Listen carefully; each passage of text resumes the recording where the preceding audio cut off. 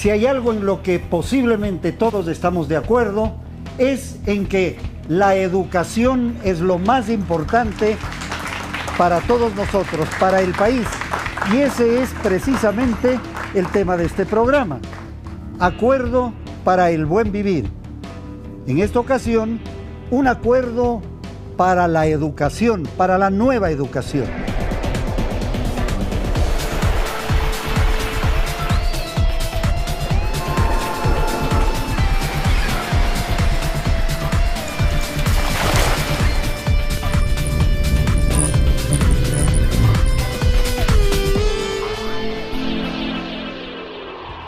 Damos la bienvenida al padre Rolando Calle.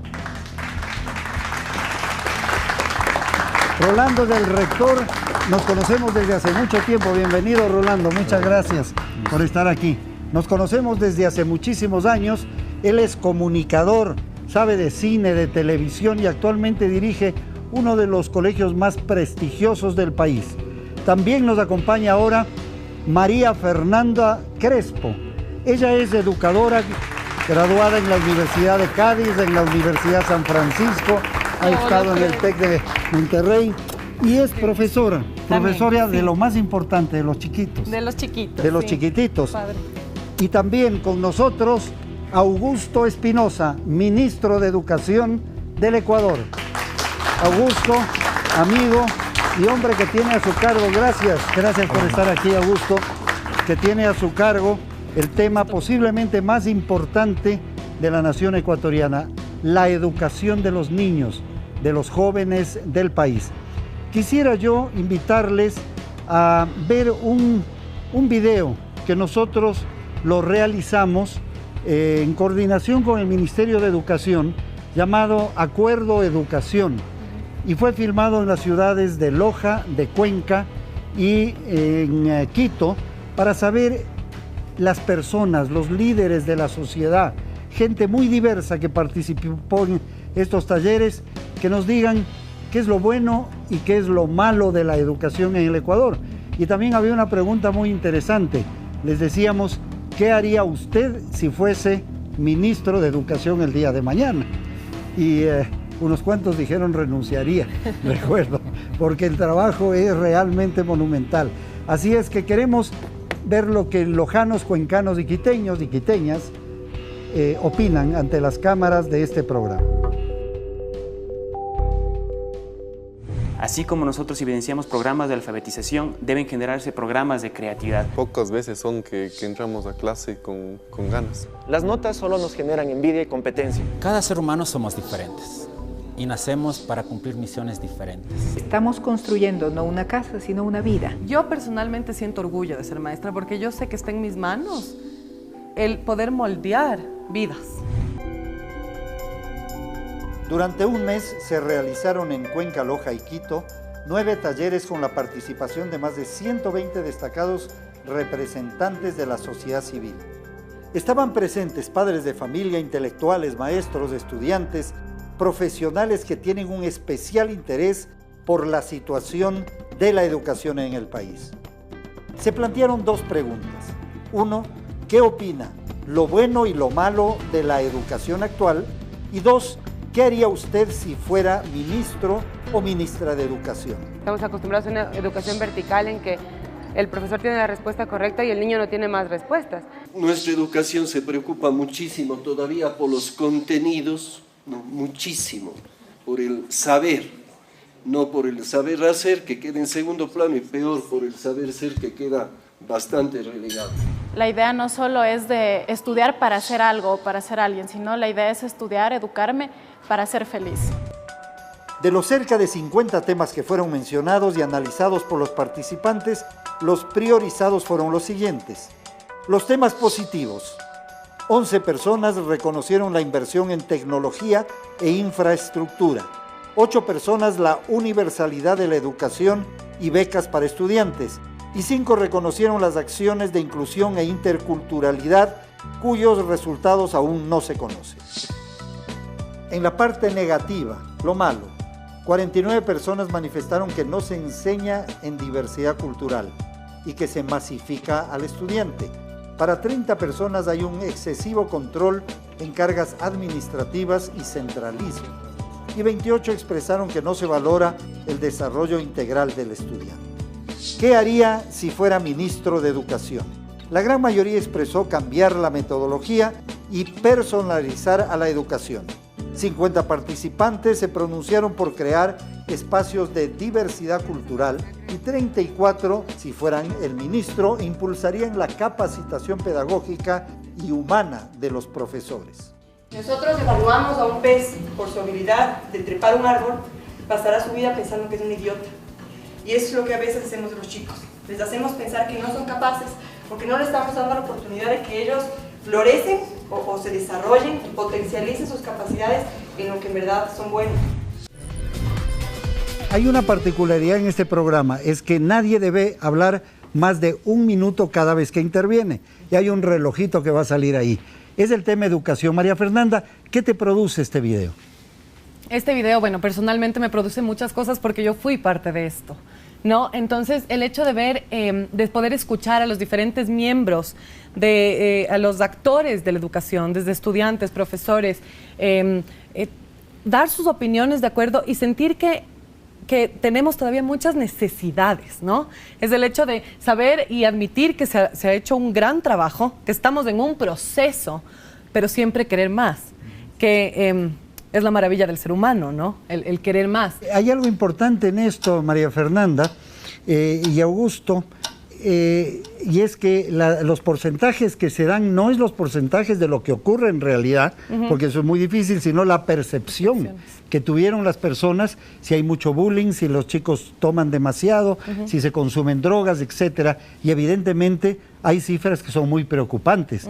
¿Le preocupa esto al Ministerio de Educación? ¿Qué está haciendo el Ministerio de Educación, Augusto? Bueno, primero yo diría que es importante el que nosotros concibamos que la transformación de la educación es misión de todos, no solo es del Ministerio de Educación o de los actores directos en educación. Lo segundo, a mí me satisface mucho la preocupación social que existe sobre la necesidad de transformación. Es evidente que debemos dar un salto cualitativo y pasar de esta educación industrial o muy alineada a la era industrial a una educación mucho más holística que permita preparar a nuestros jóvenes para una era distinta, para la era del conocimiento, de la incertidumbre. Y en ese sentido hay que trabajar sobre múltiples inteligencias, hay que trabajar ya no solo para dotar de conocimiento, ni siquiera solo para dotar de actitudes, sino también para generar nuevas actitudes en relación a los otros, al ambiente. Yo creo que eso es lo importante de este video, de plantear un debate que lo debemos dar y entender que estamos en un proceso y que es fácil concebir la utopía, lo más difícil es acercarse cada vez más a ella. Esa es la misión del Ministerio de Educación, la misión del grupo de colegios fiscomisionales, ¿cuál es? ¿Hay identidades, hay otras preocupaciones? En el fondo es el mismo problema, ¿no? Y yo creo que todos estamos caminando hacia la misma solución. Tanto los fiscomisionales como los particulares estamos metidos en el mismo bote. La educación es una sola. El problema es que la educación es uno de los trabajos humanos más complejos y los que suceden más lentamente. Para saber si es que estamos bien, vamos a tener que esperar 25 años. Si no, no nos vamos a dar cuenta. Y eso es un problema enorme y tiene una complejidad pues enorme. Realmente. ¿Cómo ha cambiado del Rolando rector del colegio al Rolando de primer grado y primer curso de colegio? ¿Ha habido cambios sustantivos? Claro, se dice con mucha frecuencia que estamos en un cambio de época, pero yo no he oído muchas explicaciones sobre en qué consiste ese cambio de época. ¿En qué consiste? Yo creo que uno de los elementos esenciales es que estamos en un cambio de lenguaje. Es un lenguaje nuevo el que tenemos ahora, un lenguaje que el anterior nos duró seguramente 23 siglos y ahora tenemos otro lenguaje. Hay un tema muy importante, Augusto, que en varias preguntas nos han dicho que hay preocupaciones sobre, yo no sabía lo que era, lo confieso, la evaluación PISA. que personas dicen que es un modelo extranjero, neoliberal, que se va a evaluar, como en la mayoría de países del mundo, a los estudiantes. ¿Puede haber una forma de evaluar de la misma forma a un finlandés que a un boliviano, a un ecuatoriano? Es decir, ¿somos iguales todos o hay variantes? Yo quisiera retomar lo que decía Rolando, el tema del lenguaje. El lenguaje es la manera como traducimos o cómo expresamos la forma como estamos concibiendo el mundo. En ese sentido, hablar de un lenguaje distinto implica que estamos concibiendo el mundo de una manera diferente también. Entonces, ahí ya hay un cambio de paradigma. Y lo otro, las evaluaciones. Yo no creo que las evaluaciones estandarizadas sean el objetivo o el fin mismo de la educación. En el caso de PISA nos van a medir determinadas cosas, nos van a medir aptitudes para la innovación, aptitudes para el desarrollo de patentes, fundamentalmente eso es lo que mide PISA y se ve una alta correlación entre los países que tienen buenas calificaciones en PISA y los países que están generando nuevo conocimiento. Pero eso no significa que los valores que defienda ese país que es evaluado bien en PISA, deban ser los mismos que otro país que se inserta en PISA. Entonces son cosas absolutamente distintas. PISA mide aptitudes, creo que nuestras evaluaciones deben complementar esto con la medición de actitudes y ahí viene todo el tema de cuáles son los valores que nosotros rescatamos en esta sociedad. A la primera persona a quien yo escuché decir esto fue al propio Augusto en alguna conversación y decía que el problema es que nos hemos basado básicamente en conocimientos, en aptitudes, pero las actitudes han quedado un poquito relegadas. ¿Qué pasa en la práctica diaria de la profesora con los niñitos? Hay quienes dicen que al niño se le daña en la escuela y el colegio, que llegan unos ángeles y que terminan unas personas con enormes problemas luego de esos 12 años de encerramiento. Es difícil lo que pregunta Freddy, pero no creo que ese sea el caso. Lo que pasa es que sí, la sociedad va llenándoles de nueva información, el entorno le va moldeando al niño, ¿no es cierto? Entonces sí, de hecho cuando conversábamos de la maravilla de ahora estar con los niños más chiquititos, ellos son puros, ellos no tienen límites. La sociedad les impone. Queramos o no, tenemos que irles moldeando de una manera para que ellos puedan ser exitosos en la sociedad. Asimismo, creemos muchísimo en la acción. Creo que cada vez la tendencia de la educación va modificándose, ¿no es cierto? Y es esta utopía de que los niños sean capaces de ejecutar, de tener una acción. Para eso tenemos que, lastimosamente, nos guste o no, tienen que tener contenidos, tienen que dominar habilidades y justamente esto hace un andamiaje para que ellos puedan ser exitosos dentro de la sociedad. Una cortísima referencia en pocos segundos antes de ir al corte comercial y luego regresamos con otros temas fundamentales. Rolando, sobre lo que decimos. Mira, yo creo que uno de los problemas de la educación ahora, hay muchos, pero uno de ellos es que nos hemos circunscrito nada más a la cuestión de contenidos. Está cambiando eso, está cambiando mucho, pero ¿qué más hay que añadir a eso? Yo creo que no hay que perder de vista la interioridad del ser humano, la espiritualidad, el interior. ¿Tú coincides con eso? Absolutamente. Yo creo que la primera pregunta que debemos hacernos de educación es ¿para qué queremos educación? O sea, por ejemplo, María Fernanda decía, para el éxito. Tenemos que definir qué es éxito, qué vamos a valorar nosotros en esta sociedad como éxito. Y un tema adicional, la innovación, la creatividad. Hay que fomentar, desarrollar creatividad. Yo creo que el formato de educación instruccional, la del siglo XIX-XX, lo que hace es matar la creatividad. Los seres humanos nacemos creativos, ¿no? Nacemos imaginando cosas. Tenemos la capacidad del niño que juega, va armando su mundo a partir de su creatividad y yo creo que la educación convencional termina matando esa creatividad y termina dotándole de determinadas competencias, entre comillas, para el mundo laboral, ¿no? Y entonces se pierde la dimensión holística que debe tener la educación. Bueno, pero ¿qué es esto de la creatividad? ¿Cómo se lo está practicando? Hemos hablado mucho de las escuelas del milenio, pero ¿cuántos van a las escuelas del milenio? Y lo que se está haciendo ahí es lo correcto. Vamos a ver la percepción ciudadana y vamos a saber qué son las escuelas del milenio enseguida.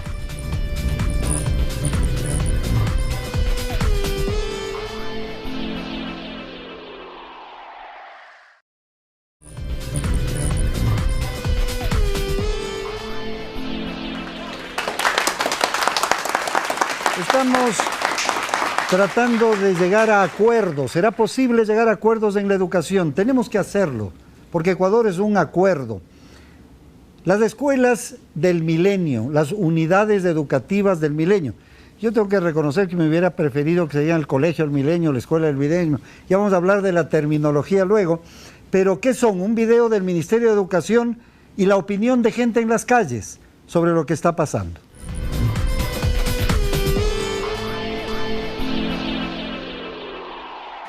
¿Sabías que el Ministerio de Educación está construyendo 26 nuevas unidades educativas del milenio? Y ya contamos con 38 en funcionamiento.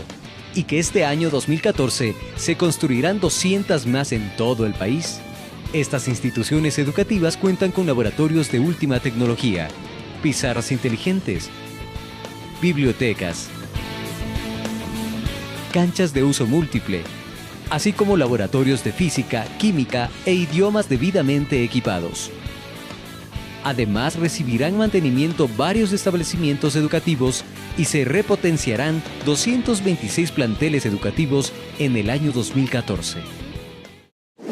La calidad de la educación en el país es excelente. Ahora que tenemos política de Estado. Ahora con lo que es la nueva, como está el gobierno, haciendo que evaluar a los maestros, entonces se está proyectando a una mejor calidad. Las escuelas de los milenios son positivas, se las ve y la gente está acorde, o sea, está feliz. Pero hay más profesionalismo en cuanto a los profesores. Para mí que sí les falta que se preparen un poco, sí. Un poco más, en inglés, más que todo inglés o computación. Yo creo que tal vez mejoraría en que, por ejemplo, los niños que tienen su escuela lejos, por ejemplo, yo que sé, una buseta para el transborde de la escuela. Falta todavía, pero ha habido bastante cambio. Si bien es cierto, el gobierno ha invertido mucho dinero para mejorar la calidad de la educación, que sea loable, y eso significa el progreso. Pero yo soy maestro y trabajo en el sector rural, la calidad de educación no se ha mejorado, por cual hay un maltrato para la juventud, que no pueden ingresar a las universidades, maestros que desde el 2008 no cobran un centavo de aumento como todos los servidores públicos trabajamos. Los maestros también tenemos necesidades y no podemos suplir esas necesidades. Entonces la calidad de la educación no se ha mejorado. El gobierno tiene que poner más énfasis en la trilogía, en padres, familia, estudiantes y maestros para mejorar la calidad de la educación. Cuando yo vi este reportaje me pareció interesante. Eso es lo que dice la gente en las calles, ¿no es cierto? Hay casi una unanimidad, creo, en que es bueno invertir en educación. Se reconoce que hay grandes avances en escuelas mucho mejores de lo que había antes, pero hay cuestionamientos sobre qué es lo que se enseña adentro y sobre la capacitación de los profesores. ¿Cuáles serían las respuestas a estas inquietudes? Además del tema del tránsito, Augusto, que muchos tienen ese problema. ¿Cómo llegan los niños al colegio? Bueno, yo coincido con la mayoría de opiniones ciudadanas. Yo creo que hemos avanzado mucho, pero es muchísimo más lo que tenemos que caminar. Fuera del set conversábamos con María Fernanda y me preguntaba qué impresiones yo tuve de Finlandia. Y una de las cosas que le comentaba es que el proceso de transformación educativa en Finlandia demoró como 40 años. Nosotros llevamos en 7 años de transformación. Me satisface ver que la ciudadanía ya percibe que hay una transformación, que estamos en un proceso de cambio, pero indudablemente hay muchísimo más por hacer. Ejemplo, o sea, yo creo que debemos seguir trabajando. No es tan precisa la apreciación del docente que intervino. Sin embargo, hay que seguir trabajando en la revalorización de los docentes. Además, no solo en la retribución monetaria, sino definitivamente en su capacitación. El eje de esta transformación tiene que ser la capacitación de los docentes y creo que en términos generales estamos caminando en una buena dirección. Hay que acelerar el paso. Exacto. Y quisiera aquí intervenir un poquito porque estoy totalmente de acuerdo en lo que dice Augusto, pero con un punto aquí a aclarar. Creo que además de la capacitación que hay que invertir para que los docentes sigamos formándonos como personas, es importante también los periodos de descanso. Yo me he dado cuenta que con las nuevas reformas que se han hecho, ¿no? Un maestro agotado es un problema grandísimo. Porque un analista financiero agotado, tal vez el resultado es un proyecto con errores. Un maestro agotado, el resultado puede ser catastrófico, son vidas las que repercuten. Ahí la pregunta es, ¿de qué manera el periodo de descanso? Exacto, es que yo tengo 10 años de experiencia profesional y desde el año pasado son 2 semanas en el verano. Realmente uno no tiene tiempo a hacer un cierre del año anterior para comenzar el nuevo ciclo, ¿no? Sigues todavía extenuado. Mis colegas están extenuados, nos sentimos extenuados. Entonces, tienes este nuevo reto. El presidente también y los ministros con seguridad. Con seguridad. Pero que vengan a dar clases. Estamos cansados. Lo siento, pero es que estamos viviendo época de grandes cambios. Sí. Y yo estoy de acuerdo, y todos, que el descanso es fundamental, pero no es fácil. No es fácil. Nadie dice que sea fácil. Yo tengo esperanza en la cuestión fundamental que se está debatiendo aquí, la cuestión de la capacitación de los maestros. Yo he visto que los maestros, al menos en los colegios jesuitas, han percibido muy bien el mensaje y que saben que ahora hay que dar más y ahora hay que ser mejor. Y que se puede, y hay elementos, tenemos a la mano, digamos, elementos como sociedad, como maestros. Antes como que había mucho relajo, de verdad. Bueno, sí, en los colegios particulares no se percibía tanto el relajo, pero aún en los colegios particulares ahora hay optimismo en que hay que ser mejor, en que hay que encontrar las cosas que están a la mano. Tenemos cosas para ser mejores. ¿Cuántos estudiantes, Rolando, hay en el Ecuador? ¿Cuántos estudiantes? ¿Cuántos estudiantes en los 13 años? Millones? ¿Cuántos? 3, ¿Cuántos hay? 4. ¿En los 13 años, dice usted? Sí, en los 13 años, o sea, de 5 a 17 años, ¿cuántos hay? Sí, unos 4 millones. Pues también, ¿eh? Sí. También he preguntado y casi nadie sabe. Les doy las cifras del INEC con la proyección al día de hoy. Actualmente hay en el país 4.200.000. De esos, municipales son apenas del 1%. Fiscomisionales son el 5%. Particulares son el 21% y el 62% son fiscales. Pero no solo eso, sino hay algo que llama la atención. Cada vez más estudiantes van a los colegios fiscales. ¿Por qué? Porque los fiscomisionales se han reducido en un 5%. Desde el año 2008 estoy refiriéndome hasta ahora, ¿no? Los particulares han aumentado en un 2%, se han reducido los municipales en un 2% y los fiscales han aumentado en un 16%. Es como que estudiantes fiscomisionales y particulares están pasando a los fiscales. Algo insólito antes. Esos datos son está del ocurriendo. 2013. Esto que he dicho es lo de ahora. Pero es del cierre de la encuesta del INEC al 2013, a diciembre del 2013. 2012-2013, sí, así es. O sea, lo que vamos a ver es que esa tendencia se acentúa en el 2014 y el número de estudiantes o el porcentaje de estudiantes en educación fiscal va a incrementarse sustancialmente este año. Una de las cosas que quería referirme sobre el cansancio, la sensación de estar extenuado. Yo creo que también es consustancial a una época de cambios. Cuando uno va quebrando viejas rutinas y cuando los maestros comienzan a sentir que están frente a cosas nuevas, evidentemente la incertidumbre produce una sensación de cansancio hasta que recuperamos, nos reubicamos. Ya esto ha sido así. No, y entonces creo que no es un problema de tiempo. No es un problema de horas de trabajo. ¿Qué hace el ministro para no cansarse? Yo creo que la manera de no cansarme es precisamente innovar, es estar creando, es estar descubriendo cosas nuevas. Entonces yo creo que hay que recuperar esa vocación de maestro, de ser un descubridor, para no cansarme con lo que hago. Pero hay otra cosa que hace el ministro que me dijo hace un momento. No me acuerdo qué te dije. Jugar fútbol. Bueno, juego fútbol también. Juega fútbol. Pero vamos a ver algo muy importante. ¿Cuáles son los grandes problemas de la educación, no solo en el Ecuador, en el mundo? Enseguida, en un momento aquí, en Acuerdo para el Buen Vivir.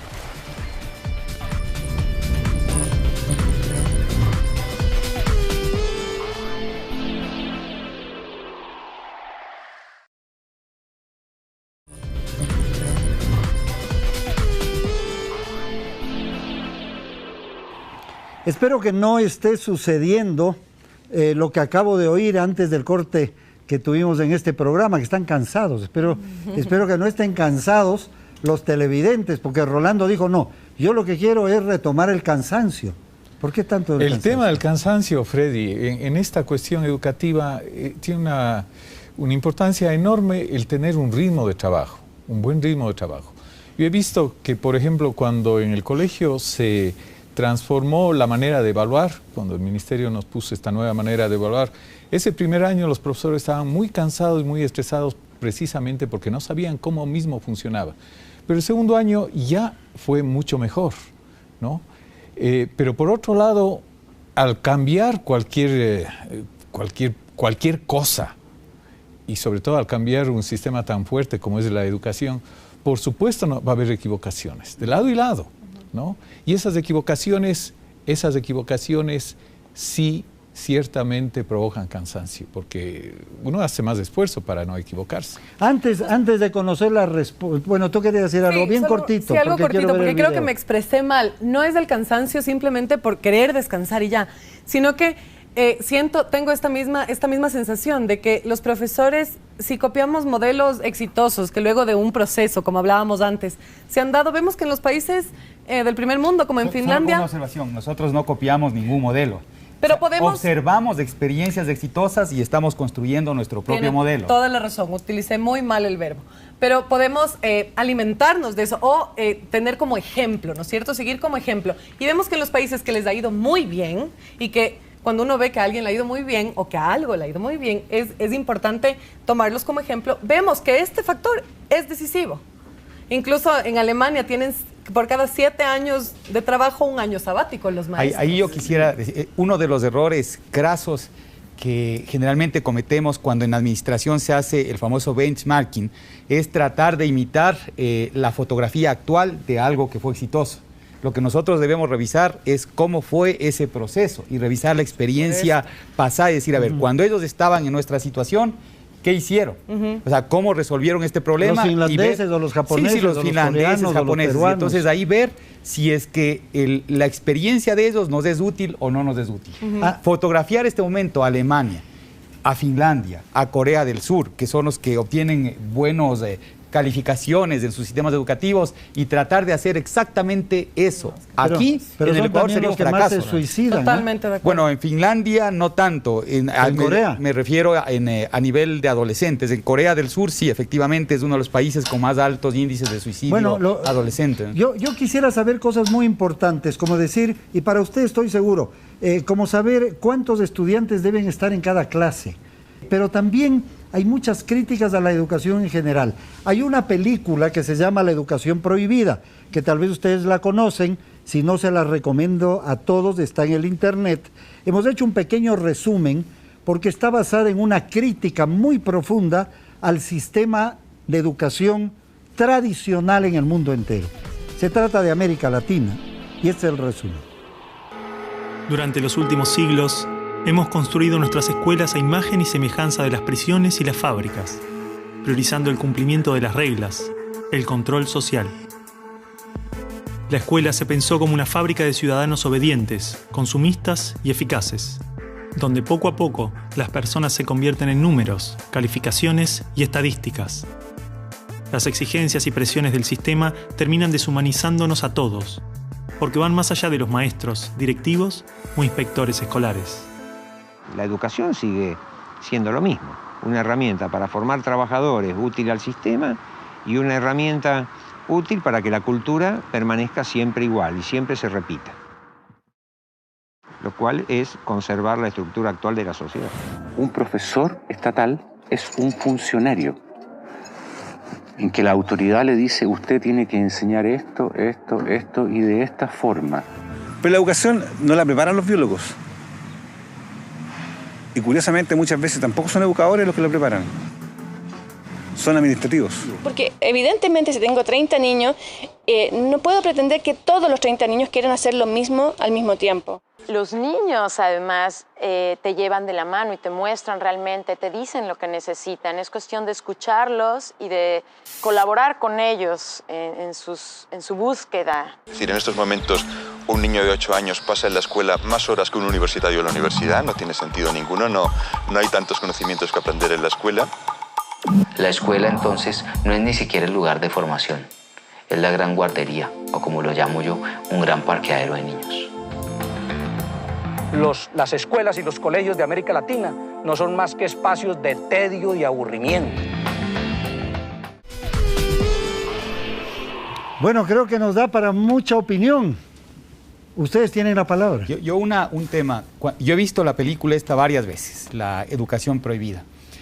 Filosóficamente concuerdo con lo que está detrás de la película. Me encanta la utopía que está detrás de la película. Sin embargo, creo, por eso les decía al principio, que acercarnos a esa utopía es complejo y tenemos que trabajar muchísimo. Muchos de los ejemplos que en esta película se ponen, cuando uno ya los conoce, cuando hace el análisis del caso, uno termina descubriendo que también hay muchos vacíos, muchas falencias, que todavía no existe el modelo perfecto. En esa nueva educación que está en construcción, que tenemos que seguir explorando y evitar mitificar cosas. O sea, porque de repente nosotros confundimos el cómo con el para qué. Y a veces nos quedamos y nos casamos con unos cómo y perdemos de vista el para qué. Creo que esa es mi observación a la película. Mira, es verdad, es curioso que una página de un libro tiene ordenadas las letras igual que una clase de una aula tradicional que tiene ordenados los alumnos, ¿no? Y es que hemos pasado de la era del libro y de la escritura a una era, no es que nos hayamos olvidado del libro y de la escritura, pero lo que ahora se privilegia es la imagen y la vivencia. Y desde la imagen y la vivencia tenemos que educar. Y eso supone un cambio de paradigma tremendo, un cambio de lenguaje tremendo, que todavía no lo hemos discutido a fondo los educadores. Yo sintetizaría que hoy necesitamos vivir aprendiendo y aprender viviendo. Y eso rompe completamente con los viejos esquemas de educación. Y precisamente un dato que yo le comentaba a Freddy algún momento. Nosotros en el Ecuador tenemos demasiadas horas aula, o sea, en donde no tenemos una vivencia respecto a lo que supuestamente estamos aprendiendo.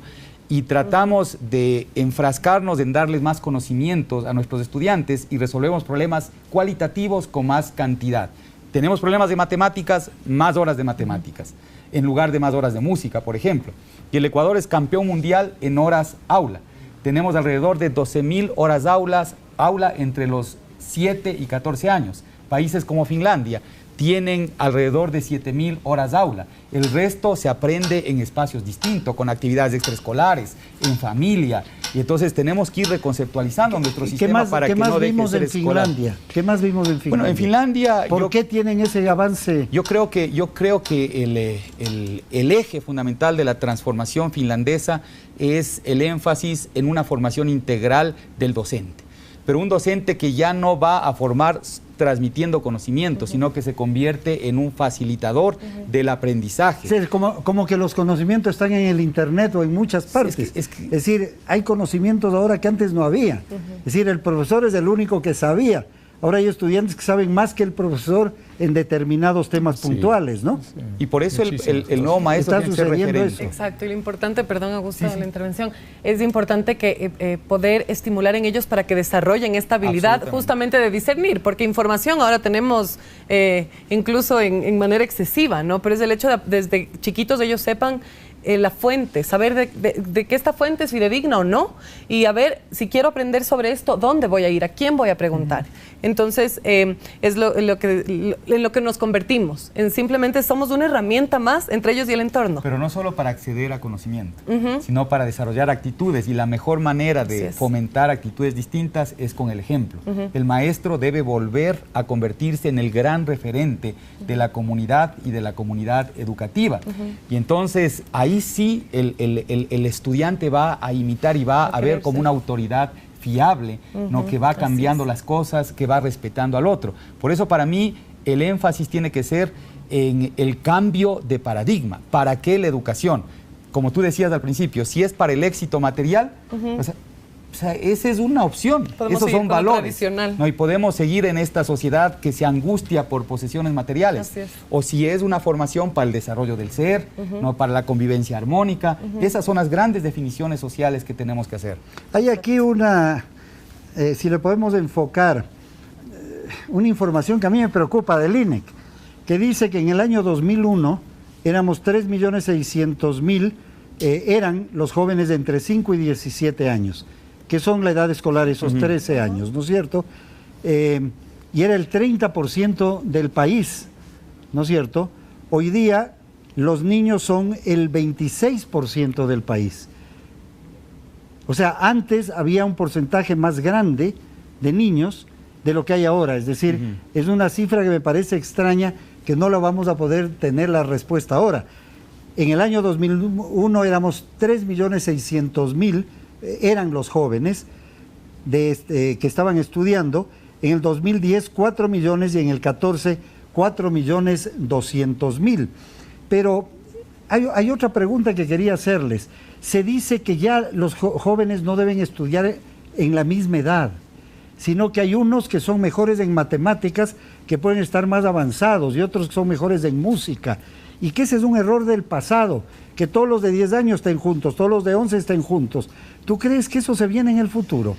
O sea, aulas en las que haya personas de diversas edades. Yo creo que probablemente vayamos avanzando hacia allá, pero yo no estoy seguro de que existan grandes diferencias. O sea, casi todos venimos dotados para el aprendizaje, con una capacidad instalada, digamos, para el aprendizaje, y pueden haber algunos genios, ¿no?, que se disparen. Lo que sí es importante es entender la individualidad, las preferencias. Si alguien prefiere la música, ¿no?, deberíamos darle mucho más espacio para su desarrollo musical, sin descuidar que también tiene que aprender lengua, que tiene que aprender inglés. Es decir, esa es la formación holística, en donde buscamos, ya ni siquiera hoy se habla ya no de la igualdad de oportunidades en educación, sino de oportunidades equivalentes. Es decir, si yo puedo destacarme en una determinada área, ¿no?, es tan importante un buen músico que se va desarrollando como un científico que se va desarrollando. Entonces hay que buscar equivalencias. Para el próximo segmento, a ver si nos ponemos de acuerdo en algunos temas.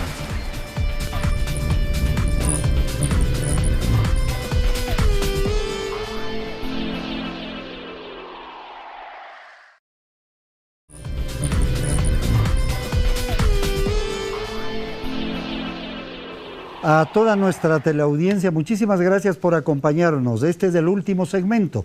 Vamos a tratar de llegar a acuerdos. Pero antes de eso, yo quisiera recomendar a todos ustedes que tienen, si están viendo el programa, mucho interés en el tema educativo y temas en general. Hay una página en el internet que se llama TED Talks. Es la T, la E y la D, TED. Y Talks, que es hablar, T-A-L-K-S, TED Talks. Tienen como 1000 conferencias de 20 minutos extraordinarias. La mayor, que tiene no sé cuántos millones de personas que han visto, es sobre educación. La que más han visto de las 1000, que tienen desde hace muchos años. Y este es un video muy simpático porque es un video animado de lo que dice este gran educador Ken Robinson, que en el fondo él cuestiona la educación como un sistema que se hizo y se lo construyó para servir al modelo económico y no para servir al ser humano. Y plantea una verdadera revolución en la educación para el nuevo siglo, para la nueva civilización, para la nueva época. Tengo mucho interés en conocer la opinión de ustedes sobre este pequeño fragmento del video, pero que nos dice mucho. Cambiando los paradigmas. Actualmente todos los países del mundo están reformando su educación pública. Y hay dos razones para esto. La primera es economía. La gente trata de resolver cómo educamos a los niños para que encuentren su lugar en la economía del siglo XXI. ¿Cómo hacemos eso? Considerando que no podemos anticipar cómo lucirá la economía al final de la próxima semana, tal como lo demostró la reciente crisis. ¿Cómo hacemos eso? La segunda razón es cultura. Cada país está tratando de entender cómo educamos a nuestros niños para que tengan un sentido de identidad cultural y de esa manera pasar nuestros genes culturales a la comunidad mientras se es parte del proceso de globalización. ¿Cómo cuadrar ese círculo? El problema es que tratan de llegar a futuro haciendo lo que hicieron en el pasado y alienando de esa manera a millones de niños que no le ven propósito de ir a la escuela. Cuando nosotros íbamos a la escuela, la historia nos enseñaba que si trabajábamos duro y nos iba bien, obteníamos un título universitario y luego un trabajo. Nuestros niños no creen en eso y por cierto no están equivocados. Es mejor tener un título que nada, pero ya no es garantía y particularmente esto te lleva a dejar de lado lo que para ti es importante. Algunas personas dicen que tenemos que elevar los estándares como si se trata de un avance. Si realmente deberíamos, ¿por qué lo bajarías? Me he encontrado con un argumento que los persuade de bajarlos, pero elevarlos, por supuesto que hay que elevarlos. Antes de mediados del siglo XXI, no había sistema educativo público, realmente no. Podías ser educado por los jesuitas, es decir, si tenías el dinero. Pero la educación pública pagada por los impuestos era obligatoria para todos y de distribución gratuita. Era una idea revolucionaria y muchas personas también la objetaban. Decían, no es posible que muchos niños de la calle y de la clase obrera se beneficien de la educación pública. No son capaces de aprender a leer y escribir. ¿Por qué estamos malgastando el tiempo en esto? Así que esto también fue desarrollado sobre una completa serie de supuestos sobre la estructura y capacidad social, dirigido por un imperativo económico de la época, manejado directamente a través de un modelo intelectual de la mente, que esencialmente es la visión de inteligencia de la Ilustración. La verdadera inteligencia consiste en nuestras capacidades de razonamiento deductivo y el conocimiento de los clásicos y sus nombres, lo que vinimos a pensarlo como habilidad académica. Y esto está en lo profundo de los genes de la educación pública, que realmente hay dos clases de personas, académicas y no académicas, gente inteligente y gente no inteligente. Y la consecuencia de esto es que muchas personas brillantes piensan que no lo son, porque han sido juzgados por esta particular visión de la mente. Así que tenemos doble columna, económica e intelectual. Y mi visión es que este modelo ha causado un caos en la vida de muchas personas. Ha sido fantástico para algunos que se han beneficiado mucho de esto, pero la mayoría de la gente no. La mayoría de la gente no se ha beneficiado. Una educación exclusivista que era para pequeños grupos. Esa ha sido la educación en la historia de la humanidad. ¿Cuál es la reacción de ustedes a esto? Que les repito, pueden ver todo el documental, que es muy bueno, en TED Talks con Ken Robinson. Bueno, una primera reacción más bien anecdótica sería decir que el primer colegio jesuita que tuvimos aquí en 1586 era gratuito y permaneció así hasta que el rey de España nos mandó. Y cuando el San Gabriel se inauguró en 1862 también era gratuito, era colegio estatal hasta 1902. Que con la revolución liberal pues se pasó a estatus de colegio particular. Y tal vez puede ser gratuito en el futuro también. Pero sabes que estas cosas tenemos que preguntarnos en unos pocos años más, Augusto, porque ¿qué pasa si queremos tomar a rajatabla y en serio el artículo 29 de la Constitución, que nos dice que todo el mundo tiene derecho a escoger la religión en la que quiere ser educado su hijo y su sistema pedagógico que quiere ser educado? Y si una persona que no puede pagar la pensión de los colegios jesuitas de ahora dice, vea, yo no tengo para pagar, pero el Estado tiene que darme una educación jesuita. ¿Qué vamos a hacer? Ya está pidiendo plata. No, pescando todo lo demás. todo lo contrario. Todo lo contrario. ¿Cuál es tu reacción? Estamos hablando de esto. Yo adscribo mucho esto. De hecho, a lo largo de todo este programa yo venía diciendo que tenemos un sistema convencional que fue construido para ser funcional al modelo económico industrial. Y en este momento estamos en una nueva era y nosotros como Ecuador debemos definir cuál es esta nueva era, porque también podríamos adscribirnos a esta era del capitalismo cognitivo, es decir, la era del conocimiento desde la perspectiva capitalista, o ir hacia lo que declara nuestra Constitución, que es la sociedad del buen vivir y la solidaridad. Tú decías, Augusto, que un primer acuerdo podría ser, me pareció interesante, cuando conversábamos hace un momento, es esto de ver cuál es el objetivo final. El objetivo final y cuál es el tipo de ciudadano. ¿Cómo lo plantearías tú? Yo plantearía como acuerdo que debemos tener una idea nacional de para qué estamos educando a nuestros niños, niñas y jóvenes. Y yo diría que para esto ya, de alguna manera, el Ecuador se pronunció cuando aprobó la Constitución 2008, en donde habla de la sociedad del buen vivir, en donde el ser humano es recuperado como esencia y fundamento de todo lo que hacemos. ¿Están de acuerdo? El buen vivir es la palabra clave aquí. El buen vivir para mí en este momento quiere decir consumir lo menos y ser cada vez más felices y ser más creativos y poder tratarnos mejor.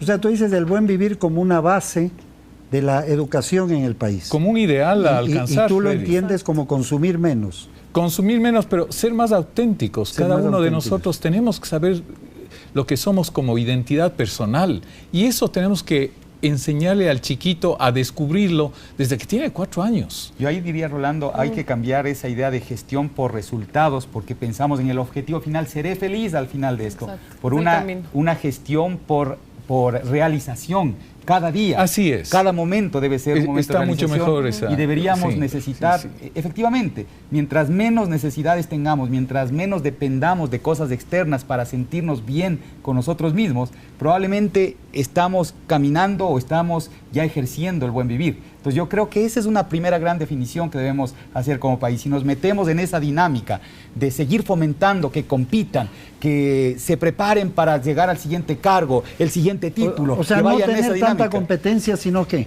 absolutamente sentir que cada día debe ser vivido con intensidad, y esa intensidad nos va llevando hacia un camino o más dicho, nos procura realización diaria y un estado de satisfacción personal cotidiana. Creo que por ahí va. ¿Estarías de acuerdo tú? Estoy con esos dos absolutamente de acuerdo, puntos? pero sí me parecen bastante idealistas, la verdad, porque... A ver, algo concreto. Sí, porque estamos estandarizando pruebas, los chicos tienen que competir para ganarse su beca, ¿no? Y estamos ahorita... ¿Cómo se gana la beca si no compiten? Si no tiene el mejor puntaje. Yo creo que... es difícil. O sea, probablemente tenemos que cambiar el sentido de la evaluación. Yo creo que tampoco se trata de una competencia. Mira, aquí también hay que manejar estos conceptos que hay que cuestionar. El abanderado, por ejemplo. O sea, ¿conviene tener abanderados? ¿Es eso algo que fomenta el buen vivir o nos genera una competencia de lograr el resultado a cualquier costo? Yo digo, he conversado con muchos jóvenes abanderados. Yo sí creo que debemos entregarnos íntegramente a vivir haciendo lo que nos gusta. Sin embargo, muchas veces detrás de un abanderado se esconden muchas frustraciones. O sea, ¿cómo procesamos esas frustraciones? El tema de la beca. No, hay que ir equilibrando los cosas. Los aymaras en Bolivia dicen algo muy lindo, que a mí me impactó mucho. Dicen, cuando uno gana, todos pierden. Es decir, el hecho de que haya un ganador hace que todo el resto sean perdedores. Es decir, ¿cómo podemos...? Y hay otra frase aymara que nosotros usamos mucho en el buen vivir, que nos encanta, que dice que todos vayamos juntos, que nadie se quede atrás, que todo alcance para todos y que a nadie le falte nada. ¿No es cierto? Es un tema de compartir, es un tema de vivir en comunidad. Yo creo que en ese sentido, Freddy, no estamos siendo muy idealistas.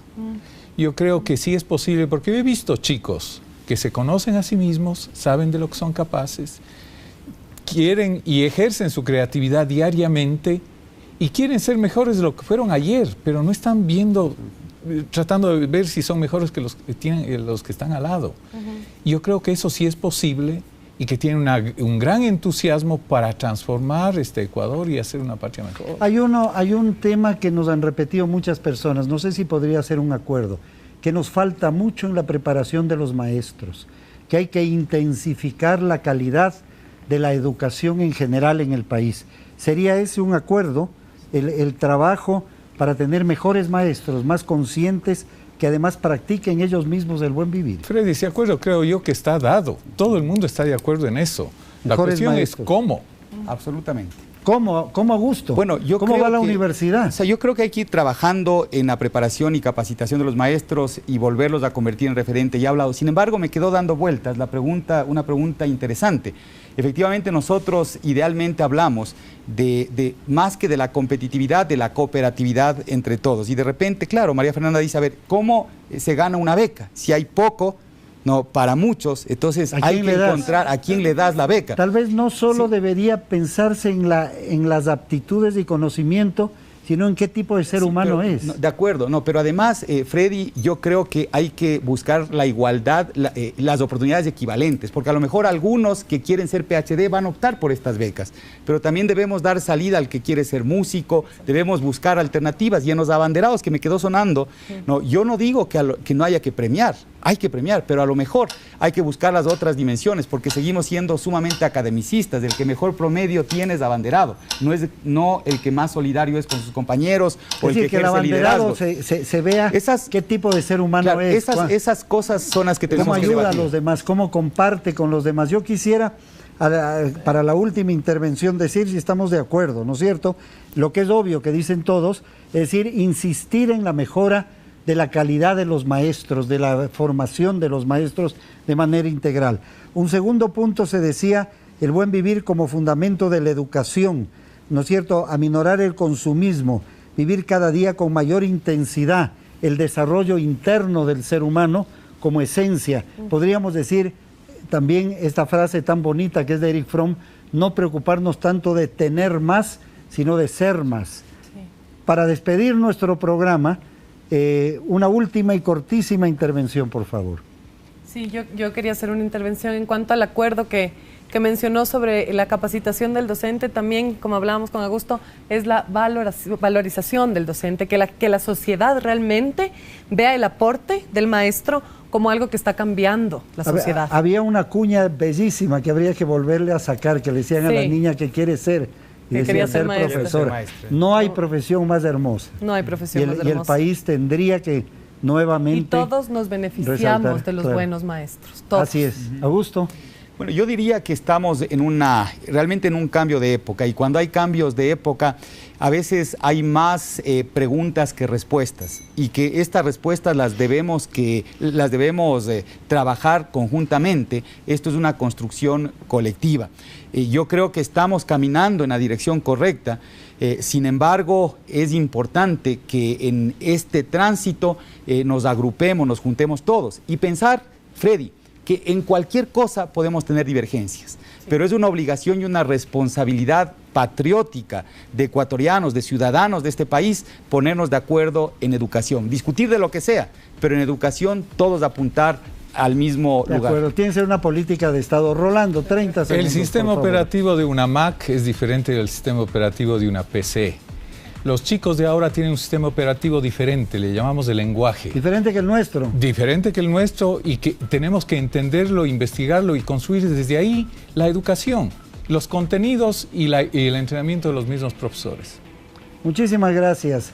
Realmente me voy muy satisfecho de este programa. Creo que ha habido una cantidad de ideas, es una semilla para muchas discusiones, y les invitamos a nuestro próximo programa, que tiene que ver con algo de lo que se ha hablado, el consumismo y el marketing.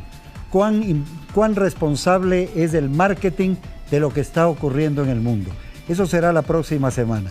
Muchas gracias a ustedes, Rolando, María Fernanda, Augusto, gracias, y nos vemos la próxima semana.